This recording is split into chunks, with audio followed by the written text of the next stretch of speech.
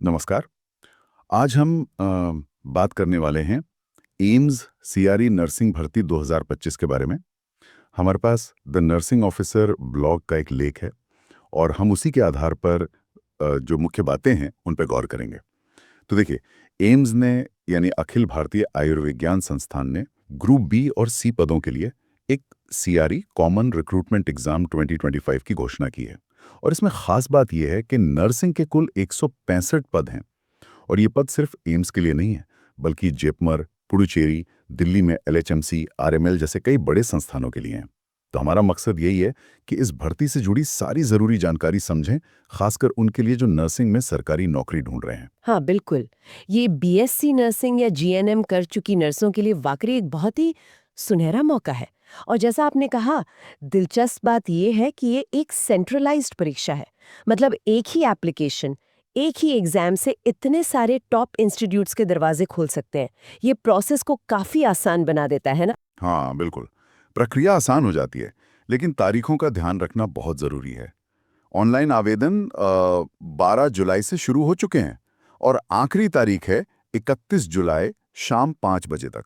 तो मतलब ज्यादा समय नहीं बचा है। जी। और परीक्षा की जो संभावित तारीख बताई जा रही है, वो है 25-26 अगस्त 2025। जी। और कुल पद जैसा बताया गया 165 है। इसमें अगर थोड़ा और अंदर जाएं तो स्टाफ नर्स ग्रेड 1 के करीब 60 पद हैं, सीनियर नर्सिंग ऑफिसर के लगभग 50, नर्सिंग ऑफिसर या डेमोन्स्ट्रेटर के 30, एएनएम के 10 और पब्लिक हेल्थ नर्स वगैरह के मिला के कुछ 15 पद हैं। पर हाँ, ये जरूर कहूंगी कि उम्मीदवारों को ना ऑफिशियल पीडीएफ जरूर देखनी चाहिए।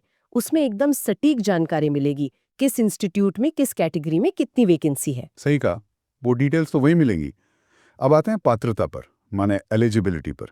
क्या ये सबके लिए एक जैसी है? नहीं नहीं, ये पद के हिसाब से अलग अलग हैं।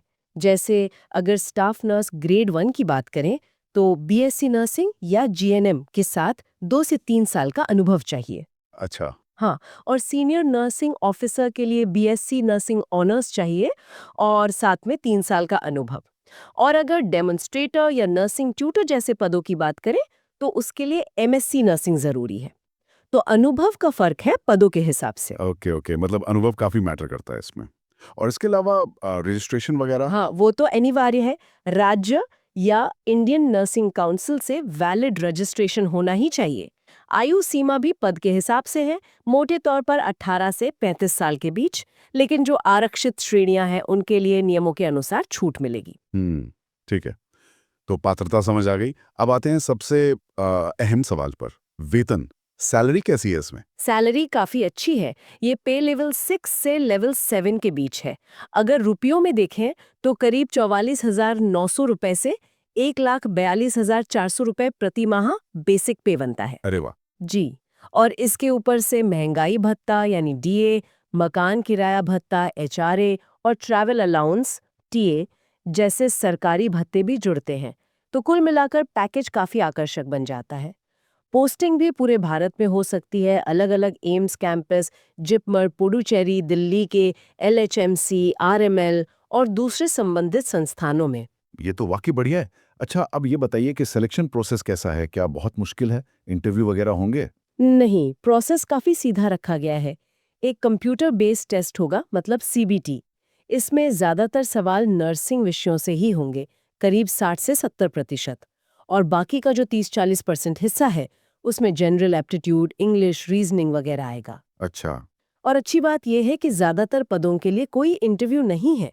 सीबीटी क्लियर करने के बाद सीधा डॉक्यूमेंट वेरिफिकेशन होगा। मतलब सारा दारोमदार लिखित परीक्षा पर ही है। ये तो अच्छी बात है। पारदर्शिता रहती है इससे।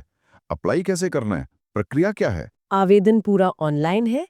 aimsexams.ac.in वेबसाइट पर जाना होगा। वहाँ रिक्रूटमेंट सेक्शन में एम्स CRE 2025 का लिंक मिलेगा। पहले खुद को रजिस्टर करना है, फिर फॉर्म भरना है। ज़रूरी डॉक्यूमेंट्स अपलोड करने होंगे, photo, signature, nursing certificate, registration वगैरह। फिर फीस भरनी है और आखिर में कंफर्मेशन पेज डाउनलोड करके रख लेना है। अच्छा। और फीस कितनी है ये भी बता दीजिए।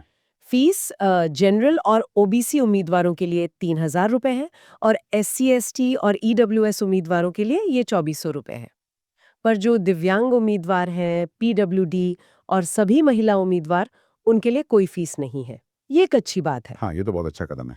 3,000 रुपए फीस शायद कुछ लोगों को थोड़ी ज्यादा लगे, पर शायद इतने सारे प्रतिष्ठित संस्थानों में एक साथ मौका मिल रहा है, उसको देखते हुए रखी गई होगी। हो सकता है। तो कुल मिलाकर बात यह है कि एम्स सीआरई 2025 नर्सिंग प्रोफेशनल्स के लिए एक सेंट्रलाइज्ड एग्जाम के जरिए देश के टॉप सरकारी अस्पतालों में 165 पदों का मौका लेकर आया है।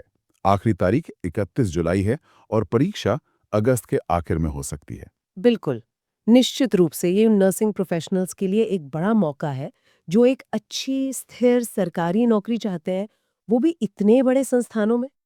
सेंट्रलाइज्ड प्रक्रिया से आवेदन करना भी आसान हो गया है। हालांकि हाँ, जो दूर रहते हैं उनके लिए शायद एग्जाम सेंटर तक जाना एक चुनौती हो सकती है। सही कहा। और यहाँ एक सोचने वाली बात और भी है, मतलब इस नौकरी के अवसर से थोड़ा हटकर, कि इस तरह की जो सेंट्रलाइज्ड भर्ती प्रक्रियाएं हैं, वो लंबे समय में भारत के जो प्रमुख सरकारी अस्पताल हैं, उनमें नर्सिंग स्किल्स के मानकीकरण, मतलब स्टैंडर्डाइजेशन, और मरीजों की देखभाल की क्वालिटी पर क्या असर डाल सकती हैं।